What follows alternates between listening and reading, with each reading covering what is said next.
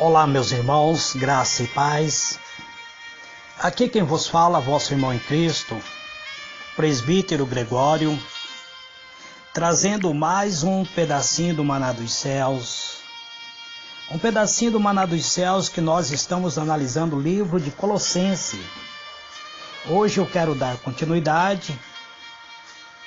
Meu último áudio eu comentei do versículo 1, do capítulo 1, do versículo 1 até o versículo 14. No versículo 14, o apóstolo Paulo diz que em Jesus nós temos a redenção e também a remissão dos pecados. Hoje eu quero falar do versículo 15 até o versículo 29. Vamos ver o que tem a palavra de Deus para cada um de nós nesse dia de hoje.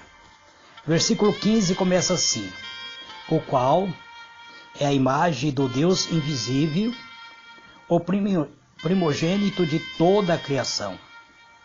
Porque nele foram criadas todas as coisas, nos céus e na terra, as visíveis e invisíveis, seja trono, seja denominações, seja principado, seja potestade.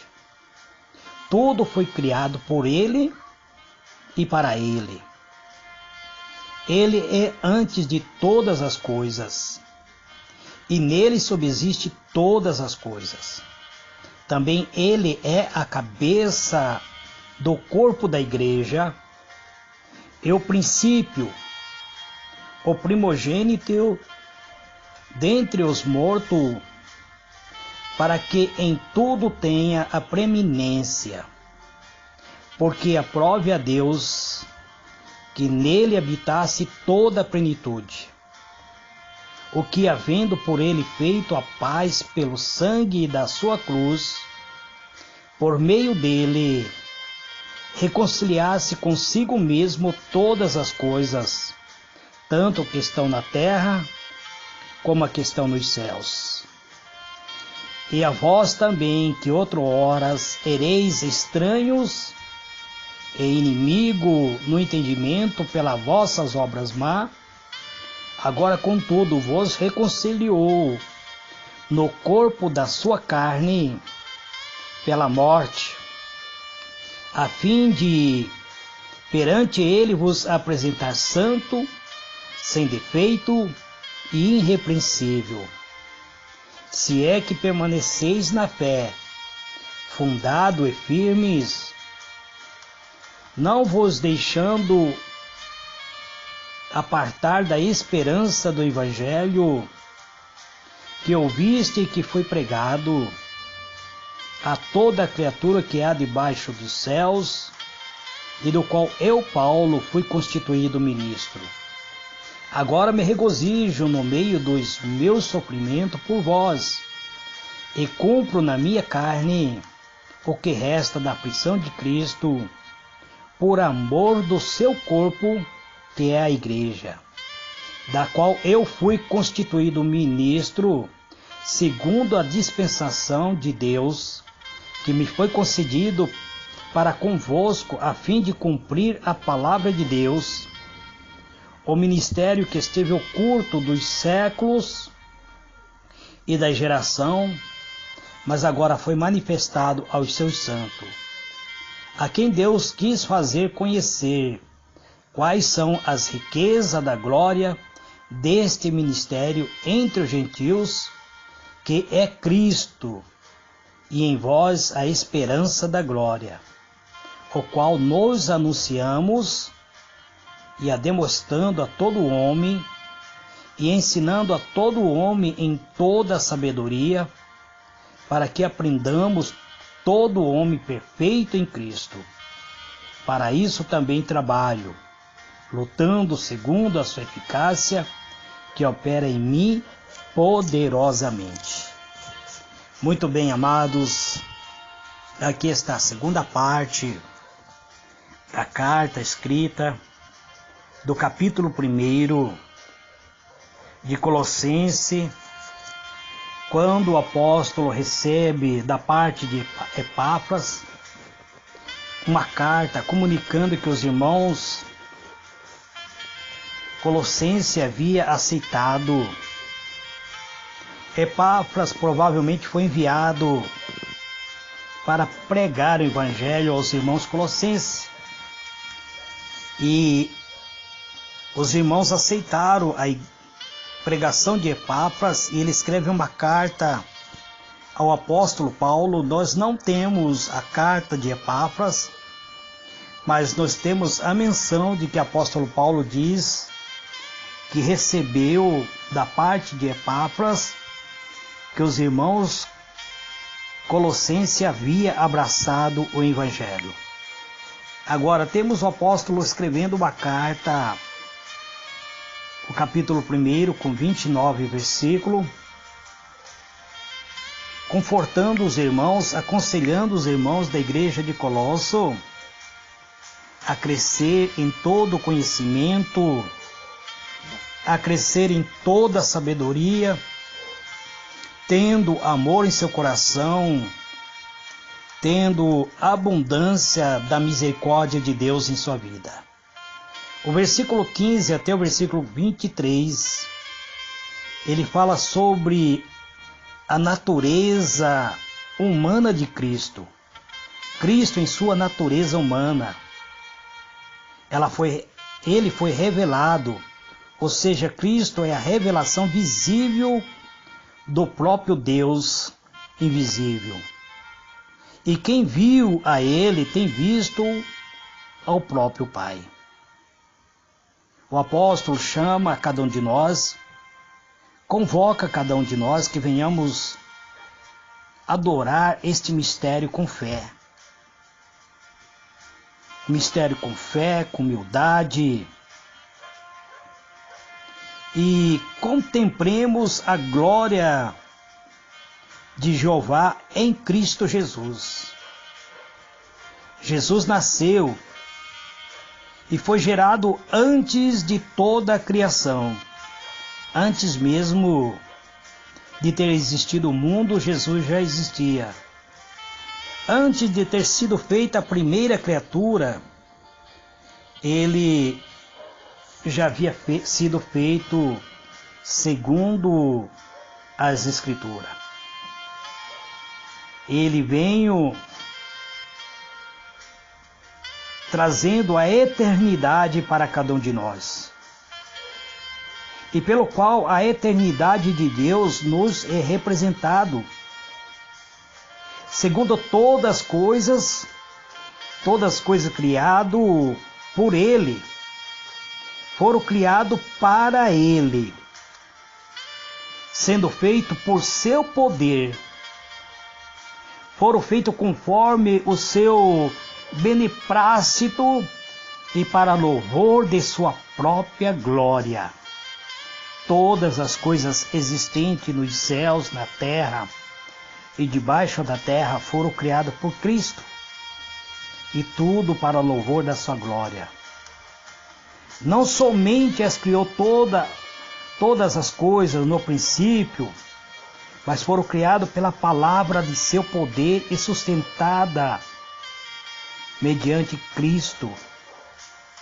Cristo agora se torna o mediador. Ao ser gerado na sua forma humana, ele se torna mediador. É a cabeça do corpo, que é a sua igreja. A sua igreja agora recebe toda a graça, recebe a força, e estas forças vêm dele.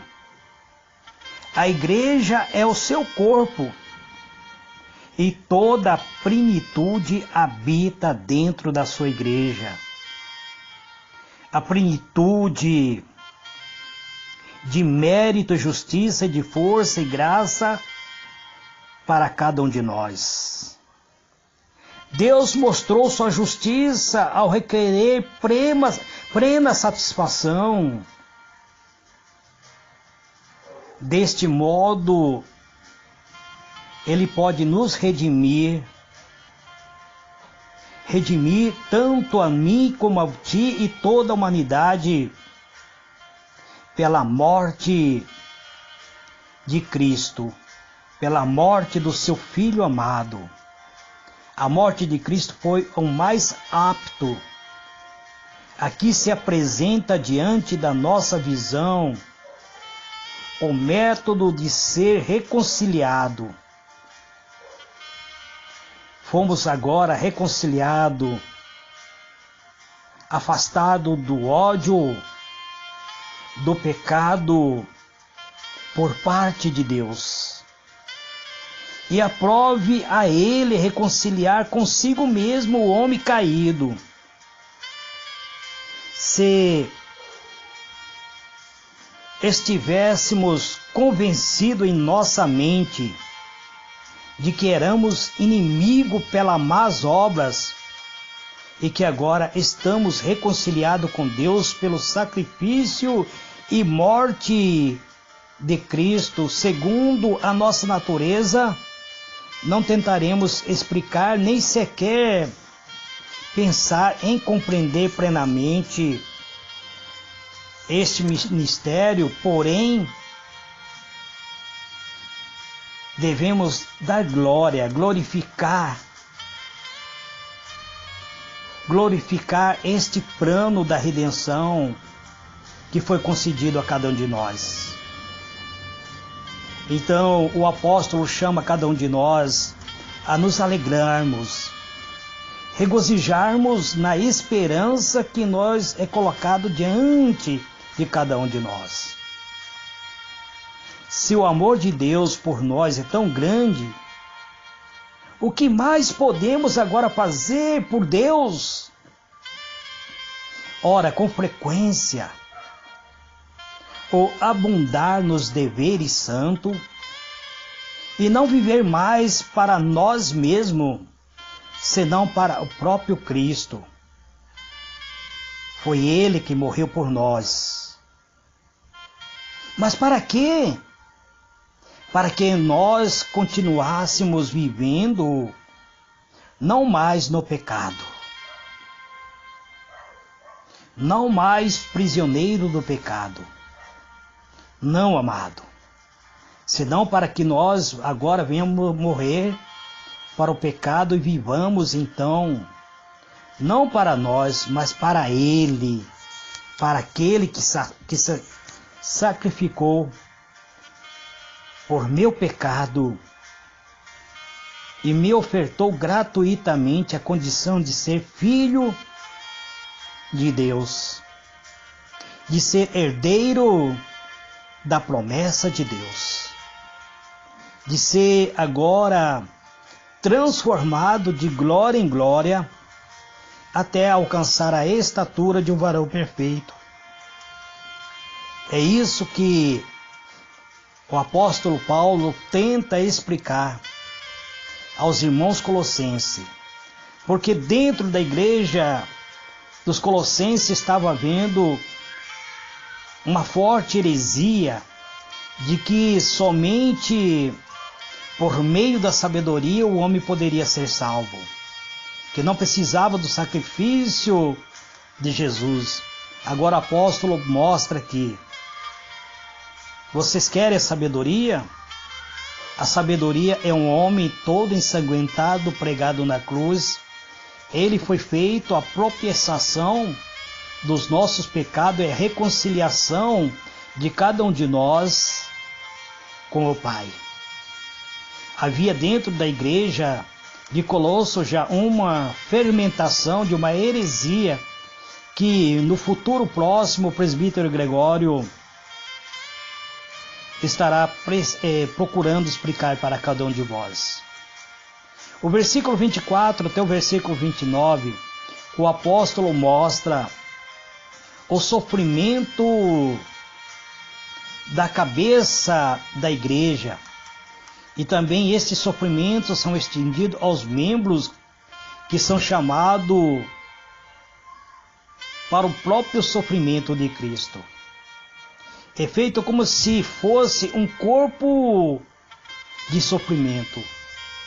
mas ele sofreu pela redenção da igreja. Nós sofremos outra coisa porque somente gostamos ligeiramente deste corpo de aflição que Cristo sofreu por cada um de nós. Então, segundo o apóstolo Paulo, precisamos até nos transformar. Pode dizer-se que Cristo cumpre o que falta dos sofrimentos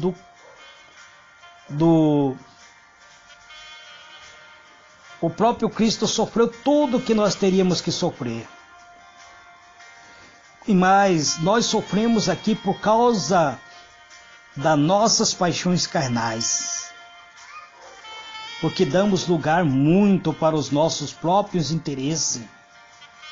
Se nós tão somente olhássemos para a cruz de Cristo, Cristo, quando tomou sua cruz e segundo ele leva esta cruz sobre os seus ombros, ele sofre pacientemente as aflições que Deus lhe indica.